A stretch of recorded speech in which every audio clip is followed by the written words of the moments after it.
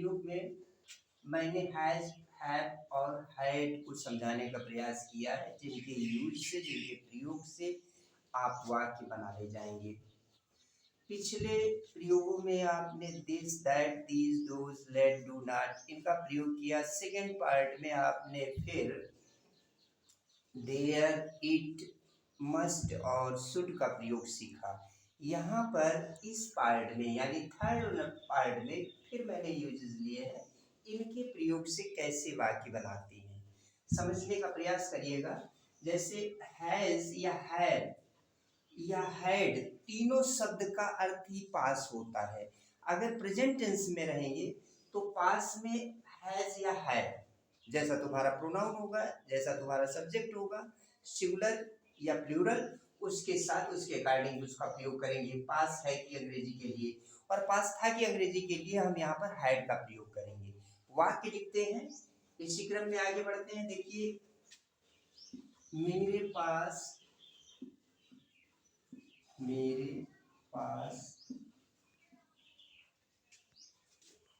दो पतंग है। मेरे पास दो पतंग है। यहाँ पर पास शब्द, पास और है की अंग्रेजी हैज या हैव में से होगी, तो हैज या हैव में से होगी, इसको देखना है कर्ता के अनुसार। अब देखना है मेरी की अंग्रेजी यहाँ पर आई लिखेंगे, आई, और पास है की अंग्रेजी लिख देंगे हैव। आई हैव क्या था, दो पतंग। अब इसकी इंग्लिश बाद में लिख देंगे, आई हैव टू काइट्स।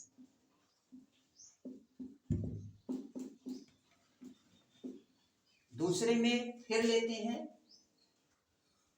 उसके पास दो खिलौने हैं।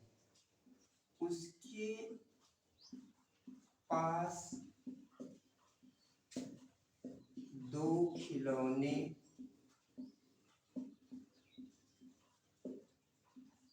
हैं। इसका भी सब्जेक्ट सिंगुलर में है, तो इसका सिंगुलर में है तो इसके साथ हैज हो जाएगा। ऊपर वाला जो था वो प्लूरल में था, उसके साथ हैव का प्रयोग हो गया। अब यहाँ पर लेते हैं कि पहले हम उसकी की अंग्रेजी ही हो गई, पास है की अंग्रेजी आपकी फिर हैज हो गई। यहाँ सिंगुलर है, ही हैज क्या है, दो खिलौने, ही हैज टू टॉयज।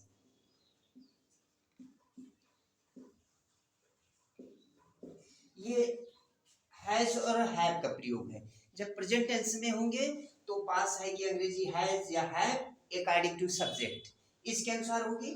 और जब पास्ट टेंस में चले जाएंगे, पास था की अंग्रेजी आएगी, लिखना होगा वाक्य में, तो हम हैड का प्रयोग करेंगे। देखिए, पास था की वाक्य को कैसे हम करते हैं समझने का प्रयास करिए, वाक्य बनाइए और उससे अभ्यास करिए।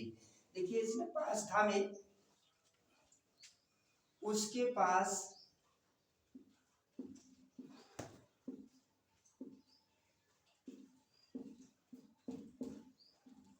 दो टोकरी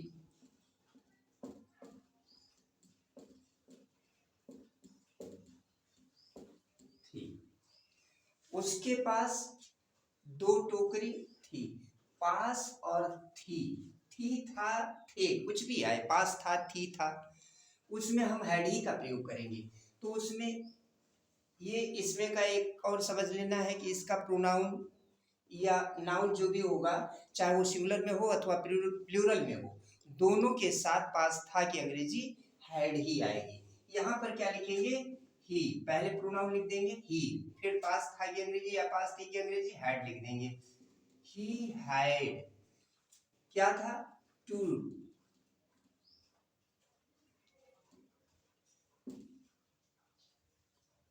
टू बास्केट। उसके पास दो टोकरी थी, ही हैड टू बास्केट। अब अगर और भी वाक्य को लेते हैं, जैसे बच्चों के पास कुछ खिलौने थे। बच्चों के पास कुछ खिलौने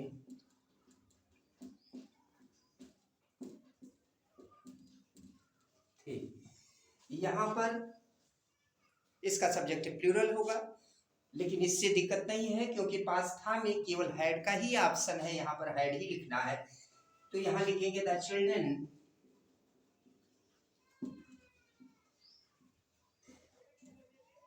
चिल्ड्रन हैड, किसके लिए? पास थे के लिए हैड, यानी सब्जेक्ट लिखेंगे, सब्जेक्ट के बाद आप पास था की या पास थी की अंग्रेजी आ जाएगी, और उसके बाद फिर कुछ खिलौने जो आपका बचा हुआ है पार्ट उसको लिख देंगे, यानी ऑब्जेक्ट लिख देंगे the children had some toys.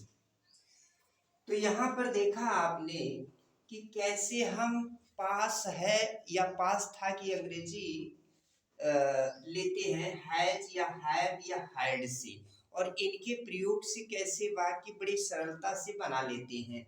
ऐसे ही हिंदी में वाक्यों को लीजिए और उनसे इसका अभ्यास करिए ताकि आप इसको समझ सकें और आपके नॉलेज में इम्प्रूवमेंट हो।